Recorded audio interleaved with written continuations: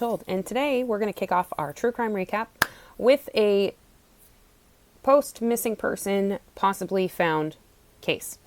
So 44-year-old Ebony Duncan was last seen in September of 2023, so this year. It is believed that her remains were found on October 31st in a wooded area. So Ebony was last seen in a foul play incident, or she met foul play shortly after she disappeared. So she lived in Independence, Missouri, and she was last seen leaving her workplace. She worked at a senior living facility, and this is Sunterra Springs, and this was back on September 6th of this year. Well, they found remains, and it's believed that she is said person. At this time, her boyfriend, or former boyfriend, Charles Smith Howell, and his current girlfriend, Kiara Ransburg, are the prime suspects in her murder and her disappearance. So, as they've investigated this case, it's believed that she was last seen getting into a car that belonged to Ransburg before she went missing back in September, which is highly disturbing, seeing as how she is a mom of two that disappeared simply after leaving her job. And it's not something you would expect to happen, like, every day. You don't expect somebody to just up and vanish, it's highly terrifying thinking about that, but this is what happened. She disappeared. So, her ex-boyfriend, it's believed that the car actually belonged to his current girlfriend, Kiara, and like I mentioned, they're both considered suspects in regards to this case. So her former boyfriend, Howell, he was charged with illegally possessing ammunition. He pled not guilty to those charges, and this is after the search of Ebony started. They received a tip on the 31st of October where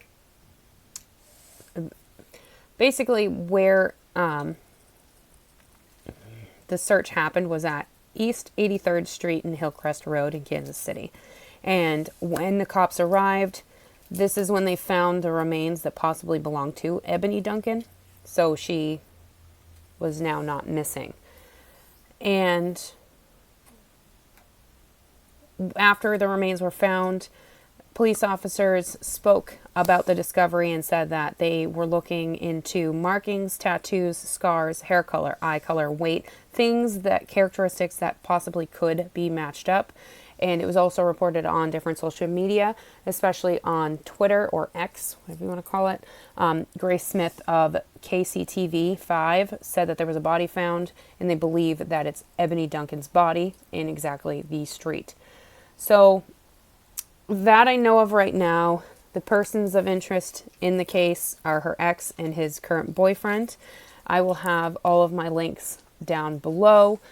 I also know that they are, obviously, aside from the illegally possessing ammunition charges, he hasn't been charged with connection with anything else at this time, but they are looking for his current girlfriend, Kiara Ransburg, to question her. So they've been able to question him, but they still haven't found Kiara Ransburg, which is kind of unsettling because, if you want to say that you're innocent, you might want to stick around and answer some questions, but some people are strange. I love DNA Solves. You want to know why? Because I get updates on different John or Jane Doe cases that have been identified. And this is another one. So there's going to be 3 cases.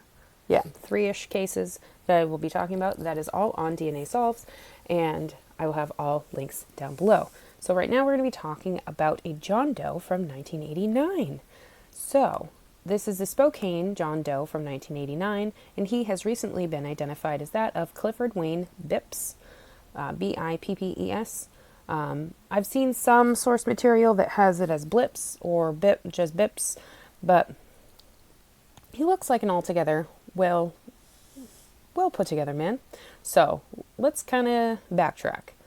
An employee at the Spokane Northside landfill back in July of 1989 was, using a bulldozer to clear an area of debris and he came across something.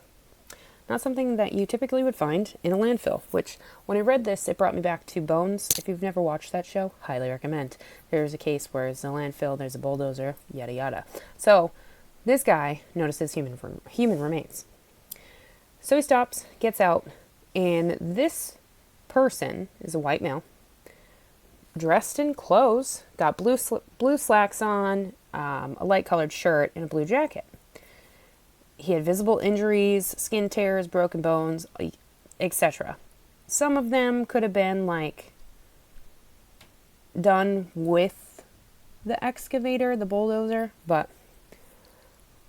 basically because of the injuries and because of the landfill at the time, well, today it's private, but back in 1989 it was unmonitored. People could go in, and it was only maintained by like employees every few weeks, so anybody could have gone in at any time. So because of the injuries, the death was labeled as suspicious. However, the autopsy revealed that the cause of death and the injuries, so the injuries in specific likely occurred when he was struck by the bulldozer, instead of them actually getting a real cause of death. And because of the state of decomposition on the body, there was no organs to be examined, no tissues, there's nothing to test for toxicology. There was no definitive cause of death like seen, and they couldn't identify either, which means basically everything is undetermined. And because when you decompose, your makeup changes. This means that your fingerprints can't be taken. Your face, nobody will be able to recognize you because everything is kind of like sunken in, and you don't have any fat. There's nothing underneath tissue, so there's nothing to like bloat you out. You can try and reinflate things, but it will distort how a person looks.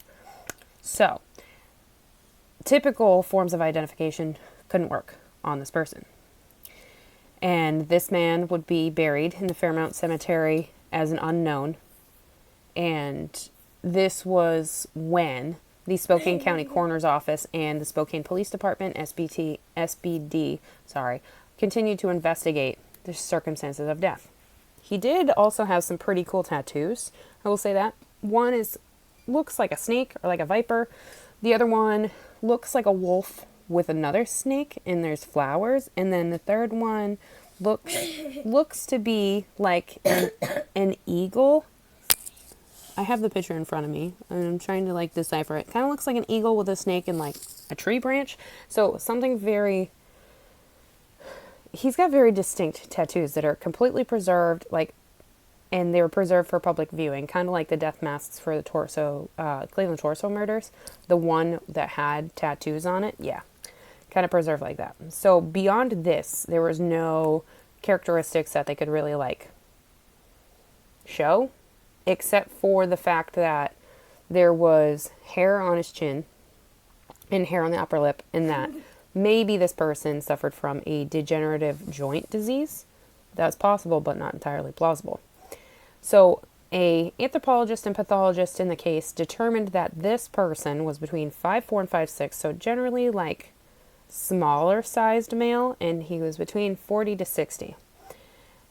Eventually, fingerprints would be obtained due to probably inflating the skin, but the FBI didn't have any matches, and there was nothing in the database that they could cross-reference with him.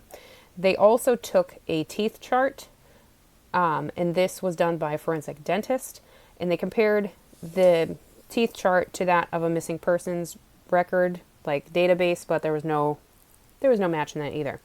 So for months after finding this man, they went to local bars, shelters, like any apartment buildings, the county jail, tattoo parlors even, with a sketch of this person or with the description of this person, but nobody had any idea who this was. There were some leads that popped up, but everything was kind of ruled out. And following his autopsy, his skull would be retained by the Spokane County Coroner's Office in reference to hopefully identify him in later times. In 2002, there was another exam of his skull done by the Medical Examiner's Office for Spokane County, so SCMEO. And so this case then could be added to the Washington State Patrol Unidentified Human Remains Project list. Such a long thing, but true. And in 2004, they ended up taking tissue samples that they obtained and sent it to the FBI in hopes of being able to extract DNA. Thankfully, they were able to do a mitochondrial DNA profile, which I find is amazing that they were able to do, especially because they found them in 1989. And mitochondrial DNA, if there's any remaining, it's awesome that you could do that. The other thing you'd be able to do is SRT or STR. I always get that one confused. I think it's SRT DNA. That's another one you could do, but it's harder to analyze and takes a longer time. So what they did is they took the mitochondrial DNA sample profile they had and put it on CODIS, which is the Combined DNA Index System, and they compared it to DNA in a variety of, like a plethora of databases. So in 2008, there were more samples that were sent, and another DNA profile was obtained and then resubmitted to CODIS, but nothing happened. There was no hits, none of that.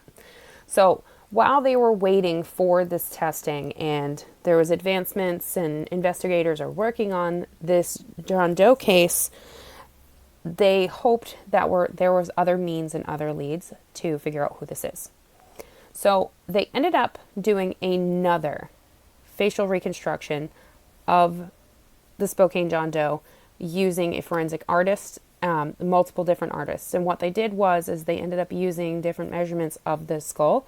If you've never seen somebody do a forensic reconstruction of somebody, that's what they do, is they take measurements, they look for different distinguishing markings of what background this person could be based on skull shape and structure.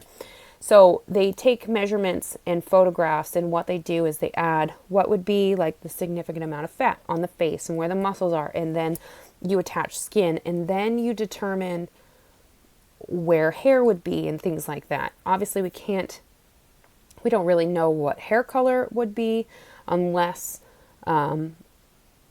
there was stubble on the face, so you could kind of deduce what hair color he might have, although sometimes your hair on top of your head is not the same tone as facial hair. And then obviously eye color, we wouldn't know because of the state of decomposition. So with this interpretation, they thought that maybe somebody would come up with something and any leads to indeed let us know who the Spokane County John Doe is. What else they did is what they did. What a great sentence. What they also did is they took the picture, they circulated it with different law enforcement offices, and they added it to several different databases. One is NCIC, which is the National Crime Information Center database. I always want to say investigative, but it's information. And his case number was U419827783. Such a long case number.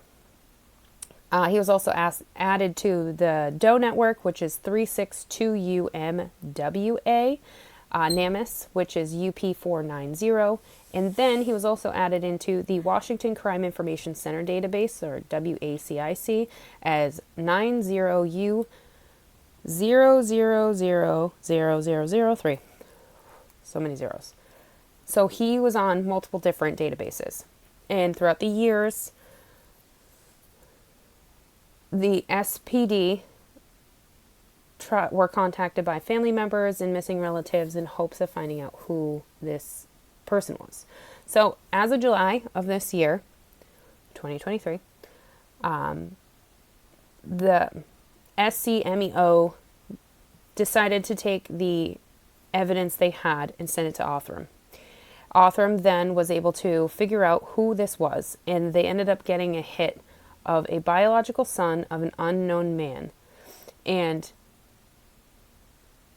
what happened is that this person was adopted at birth, and he was trying to find his family. He didn't know who his parents were. He had done a family tree research, but he had no idea who his family was. And what happened is they were able to actually locate a living sibling of the DNA that was submitted for reference testing. And this sibling confirmed that, or it was confirmed that this was a sister. And they also confirmed that the person they found was Clifford Wayne Bips, who was born in Toccoa, Washington, back on September 25th of 1943. So what we know of him is that he was in the Army. He was the oldest of three. A very cute picture that I see of him and his family. It's super cute. His sister last saw him about 6 months prior to him dying, and at the time he had no tattoos on him. She didn't see him for a few months, and she actually did report him missing back in 1990, in January of 1990 to be exact, because he failed to call her on her birthday or visit her, which is something that he did. She then tried to find him, but she was never able to find him, and after she basically exhausted all of her efforts, she put a headstone down honoring him and listed his date of death as April of 1991. So if you or anyone you know has any information in regards to the Spokane County John Doe, please contact the Spokane County Medical Examiner's Office with using the number 509-456-2233, and this will basically go through crime check through the police office's Denise Hernandez, who was 18, was fatally stabbed last year in Alexandria, specifically in a parking lot that was actually close to the city's high school, and he was stabbed to death by Ryan Joseph Vega.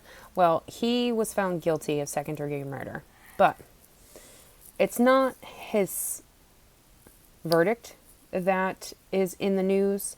So as of November 1st, it was reported that he will only be sentenced for a little under 5 years for second-degree murder. I know.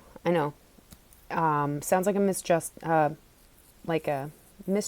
in this case, if you will, which from what I have read from the article in the Washington Post, Hernandez's family is very shocked, and they don't understand why, especially with the context of a video that was shot on a smartphone of Ryan Vega in regards to the stabbing, and basically it was a fist fight and a stabbing that happened on May 24th of 2022. And in the video, it shows that Ryan used self-defense, and even though they were involved in a fight and the fight wasn't with Vega, Ryan Vega then inserted himself into this fight, and then he stabbed Hernandez to death, which is really kind of sad. It's also known that they didn't know each other. There's no gang affiliation, which that was another big thing that they thought was a thing, but wasn't. So ultimately, this past Thursday, or not the second, but the week prior, prosecutors wanted a 20-year prison sentence for Ryan Vega, but he was ordered and detained to a juvenile detention center in which he will stay until he turns 21, which would be in April of 2027. So that is basically a total of 4 years and 10 months in prison or in a detention center that would be imposed upon him by Virginia law. And unfortunately, prosecutors can't appeal this under Virginia law, which is really sad. And the family, like I mentioned, is extremely shocked by this because it sends the message that to those that, yeah, you can get away with murder if you try hard enough. And clearly that is what happened. He got away with murder with basically a slap on the wrist. He should have been charged as an adult because of basically he interjected himself in a fist fight and then stabbed somebody to death. There is no motive, so hence why it's second degree murder, but still, you killed somebody, and now you are going to get out of jail when you turn 21. I will have the Washington Post link down below. That way you can head on over to that news article. So no one would expect that a tragic freak accident would happen while you're just simply out with your family. unfortunately, this is what happened to the family in regards to this case. A 13-year-old boy from Utah ended up tragically dying in a freak accident on October 28th when he was at a corn maze with his family. So basically what happened is he was found with a tetherball rope around his neck. And unfortunately, it wrapped around his neck and either broke his neck or he died via strangulation. This is Maximus Knight. And like I mentioned, he was just at a corn maze with his family. Where literally the least, I mean, generally speaking, sometimes true crime cases happen when you're with your family in open areas, especially a corn maze would be one, or like there's cases at like festivals and things like that. But this family was at a corn maze in Venice, Utah, having fun. They noticed he was missing, so they started searching for him, and he was discovered with the rope from the tetherball pole around his neck, and he wasn't breathing. He didn't have a pulse. EMS ended up restoring his pulse, but after he was transported to the hospital, and then he ended up having to be transferred, I think because they didn't have the enough established care for him there. He later did pass away due to his injuries. At this time, there's no foul play or suspicious activity in regards to what happened to Maximus. This is a freak accident. And I mean, we don't really know as to what happened in regards to the lead up. We just know how they found him. I do have the family's GoFundMe page. It will be linked down below. That way, if you wanted to go over there, also with the other source material I have for the case, will be linked down below as well. So, 5-year-old Prince McCree was found dead in a dumpster in Milwaukee, Wisconsin. So, Eric J. Mendoza, who's 15, and David E. Patera, who's 27, has been charged with first-degree murder in connection to the death of 5-year-old Prince McCree. This was as of Monday, October 30th. So it appears that Patera watched as Mendoza beat and choked the 5-year-old to death in the basement of a home in which McCree's mom, so Prince's mom, was actually sleeping at the time of this. So the murder took place on October 25th. Now, Mendoza and Patera were actually living in the same home as Prince's family. When investigators went to the home, they found blood all over the carpet in the basement, as well as a golf club that was used while beating this 5-year-old to his death.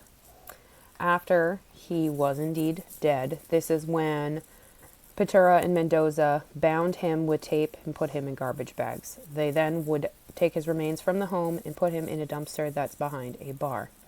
He then would be covered with other bags of trash in a way to conceal his remains. I have yet to see anybody really talk about this death on any platform, which is really strange due to the context of this, but I wanted to add this into my true crime recap rundown this week because of the context of this case, because there's too many children that die on a day-to-day basis, and this is another case simply that should not have happened. Prospero Serna has been arrested after 2 of his children are dead and 2 have been hospitalized in Los Angeles. So this father has been charged with child abuse and murder. 2 of his children were found with deep lacerations or cuts on their remains in a home in Los Angeles, specifically in Lancaster, California. This discovery was after a call in regards to a child abuse claim to the residents. After officials arrived on scene, they found 4 children, in fact, that were 10 and under in the home with cuts or lacerations on their bodies. 2 with life-threatening injuries and 2 with non-life-threatening injuries. All 4 were taken to the hospital and 2 were pronounced dead. Prospero Serna, who is the father of the 4 children, was detained as a person of interest in regards to the abuse, and this investigation is still ongoing, but he is in custody, and his arraignment has been postponed to November 30th, but he has been ordered to remain in jail without bail. One of the biggest cases for this week's video is that of Blaze Tibido, or Tibido. So he was is a 16-year-old Gilbert, Arizona teen that went missing. He was found. He was found in Alaska, specifically at the Alkin Port, which is the border of Alaska and Yukon Territory in Canada. He was with his mother, Spring Tibido, and his uncle, Brooke Hale, along with his sister. His mother, Spring, and his uncle, Brooke, were arrested on extradition warrants for Arizona. So initially, he was taken from his home in Gilbert, and his father actually had filed for sole custody of Blaze, like the following day that he was arrested. He was kidnapped, basically, or abducted. And it is noted that Spring took Blaze against his will due to her doomsday beliefs, which this is, for me, is totally Lori Vallow-ish and very reminiscent of Lori Vallow, which is highly terrifying. So Spring and Brooke felt that they needed to protect him and bring him to an undisclosed area where he would get his role when the Savior would return to Earth. Hence why this, to me, feels very Lori Vallow-ish, which is highly terrifying. Highly, highly terrifying. But, I mean, so obviously, the first time I heard about this case was actually on True Crime Society when they were talking about Blaze Tibido. And immediately, like, alarm bells were ringing because we were still, like, fresh in the Vallow case. Or Lori Daybell, whatever you want to call it, the Doomsday Mom. So Doomsday Mom, this was, to me, was very reminiscent of Doomsday Mom. And every article I have seen is that they're under a delusion of doomsday, or like they're doomsday preppers and stuff like this. It's so weird. And one of the beliefs that it says is that his mother believes that Blaze was the Davidic herald of the second coming of Jesus Christ, and that's why she needed to hide him, which I get. I've read a lot of weird stuff about doomsday people, but this really, like, takes the cake.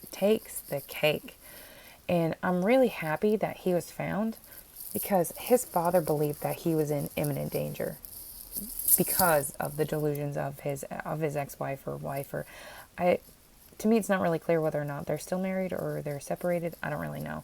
But his attorney, so Ben Tibido, which is Blaze's dad, his attorney literally laid out all of Spring's doomsday beliefs and how extreme they were, including that Blaze was a part of the messengers of the last days, and that she was a chosen prophetess for the last days. Hence why another reason this is like, whoa, very Lori and Chad Daybell type thing. And this also happened in Arizona, which is where they were when the case first started, like, really going up in flames and stuff like that. And a lot of the beliefs that came out publicly were brought out because of the criminal charges that were filed, or the warrants that were filed against Spring and Brooke Hale. So all of that in summation with, I believe that they're facing custodial interference charges because they interfered basically with a custody agreement, and they took him out of state and tried to bring him into another country, which is illegal. So I'm sure that there's going to be more charges against both of them, but this case really, like, confuses me, intrigues me, and throws me for a loop, because it's like Lori Daybell 2.0. But for now, that's the information I have when it comes to Blaze Tibido. I'm sure more will come out, and I'm happy that he is back, or hopefully he's back with his dad. Sometimes they put, especially children that have been abducted, they put them in like a transitional type thing. So he's either with his dad or he's in a transitional where he will get therapy to help him reacclimate. But for a teenager that was like your typical teenager, where he was an athlete. He was on the football team, and all he wanted to do was hang out with his friends, and he was on his phone all the time. Like, I'm sure this really, like, scared him, and I hope that he gets all of the reformation therapy that he needs to reacclimate to his normal daily life. So if any other updates come up in regards to this case, I will let y'all know. But that is what I have so far. And any links I have about any news articles and whatever in regards to this case, I will have down below. Do you know how satisfying it is seeing that somebody will finally be arrested in connection to a murder that they committed years ago? So exactly 41 years ago, the murder of Clifford Smith happened. And on the anniversary, 41 years later, the person that killed him was arrested. So, Clifford Smith was fatally shot on October 31st of 1982. And 41 years later, 61-year-old Ronald J. Anderson would be arrested on suspicion of killing Clifford Smith. This case has been listed as solved by the Indiana State Police Department. So, Clifford Smith was 24 years old at the time, and he died via a gunshot wound or GSW to the head, which was determined to be a shotgun wound to the head. And he was reported missing by his wife on November 4th of 1982, so just a few days later. But it was determined that he did, in fact, die on October 31st of 1982. So Ronald Anderson was known to be with Clifford at a property on East 13th Street in Seymour, Indiana, in the early morning hours of October 30th of 1982. It is known that Ronald stole a shotgun from the house and left with Clifford in a vehicle and the shotgun. Clifford was never seen alive again after this. And it's thought that Ronald went back to the property to hide any evidence he had and to bring the weapon back. That way it didn't seem like he was guilty. So he indeed was trying to hide evidence which would lead investigators to him. So Clifford was found less than a month later near the White River, just north of Seymour, Indiana, where they indeed did find a gunshot wound to the head, like I previously mentioned, and there was no arrest made at the time. And obviously it's taken 41 years for them to exactly determine who indeed did this. And it's satisfying to know that they kept trying to solve this murder. And I'm sure it definitely ate at Clifford's family, because they hadn't seen any justice when it came to his case for years. And now finally somebody is being held accountable for it. Any links I have in regards to this case, I will have linked down below. So the Lewis County John Doe that was found back on March 2nd of 2021 has been identified. This John Doe was identified as Glenn Michael Rudge. He was 25 years old at the time of his death. When his remains were found, it was indeed found in a wooded area by some timber workers in the area off of Roebuck Road. This is near Winlock, Washington. So the remains were skeletal in origin, but it was ultimately determined that this person was between the height of 5'10" to 6 feet tall, 18 to 30 in age, and was a Caucasian male. No other distinguishing features were found about this male. There was a forensic sketch that was made to demonstrate how they thought this man would appear, but they also thought that making this sketch would produce some leads, but no avail. Nothing came to light. Nobody had any leads for anybody to see. There was no context that came from this sketch, unfortunately. So his case was added just a few months later to the NAMUS database under the file number UP85217. Even after this, the case went cold again. That was until the Lewis County Sheriff's Office submitted evidence to Othram in April of 2023. They were then led to the identity of Glenn Michael Rudge, who was last seen in early 2018 when he was 25 years old. If you or anyone you know has any information in regards to his murder, please contact the Lewis County Sheriff's Office at 360-748-9286 or Lewis County Communications at 360-740-1105. And again, any links that I have in regards to his case and the numbers to contact if you have any information, I will have linked down below.